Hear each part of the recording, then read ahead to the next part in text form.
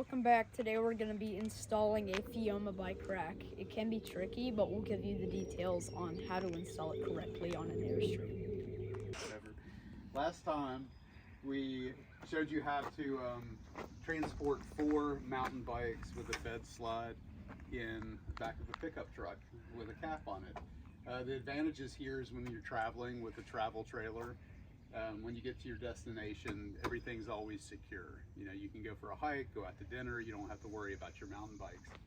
But when we're traveling, we do like to have a little bit of extra room back here. So today we're adding an addition to our Airstream, adding a bike rack that allows us to take 2 of these bikes out when we're going from A to B and carry them on the back of the Airstream, and then make room for our coolers and some other items in here.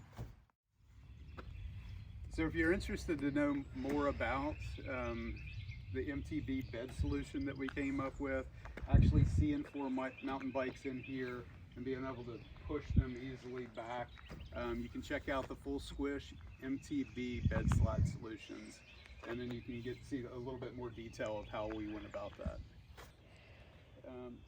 The assembly of this bike rack is not the easiest thing in the world, right? But it's completely doable. The directions are a little bit lacking, but you can make your way through the assembly. This comes in a box. All of these are separate pieces, and it takes several hours to get to this point. One of the couple of things that you want to remember is there's instructions on adjusting the proper width based on the width of your trailer. Also, don't forget to put these arm brackets in place before you mount these extra rails. That'll take you a little extra time if you forget, like I did. These are the mounting brackets for the arms. What you want to do is measure 2 inches down from the top and then mark it. You're going to use this as a reference mark, and you're going to come in 3/8 of an inch from the bumper, and then use that reference mark and put that right at the top edge. And then this will allow you to mark the 3 holes here and then pre-drill them.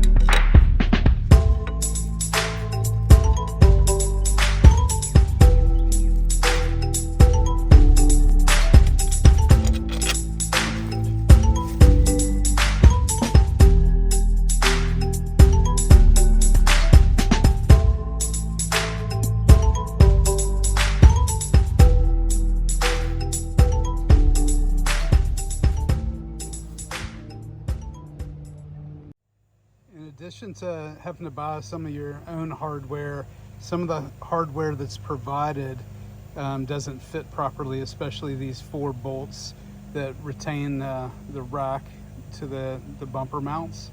And what you can do is use a grinder, grind these square ends off and make it rounded, and it fits fine.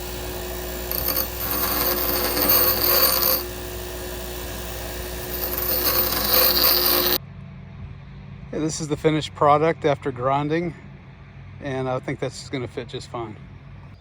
So you're going to want to mount this with the nuts on the outside. This gives you the additional clearance that you need so that your lid will open and close. But also notice this is the front screw is the one that we modified by grinding, and this is as is shipped by the manufacturer. Some re-drilling is necessary. The nuts used here for mounting are 10mm. So prior to mounting this into these support brackets, I loosened up all of this hardware on both sides, and that gave it the flexibility it needed to line up with both sides at the same time.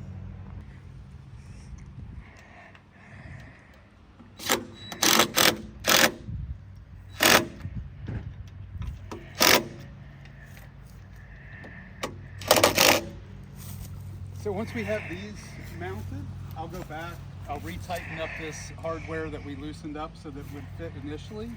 And then we just have one more step, which is to put the support arms in There's some discussion about whether or not this should come 4.5 inches down, but really you just want it up about as high as you can. And there's an opening right here, and it actually fits over top of the rivet. And you want the long side of this facing inward. So this lines up here. We're going to drill it, mount it.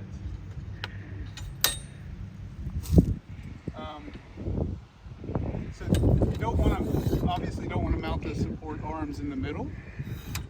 You want it up as high as possible, right? That gives more strength. Okay. Even though this rack says it's made for Airstreams, you can see that the Airstream itself is slightly slanted and there's no compensation for it in the bracket. So you don't get necessarily a level install.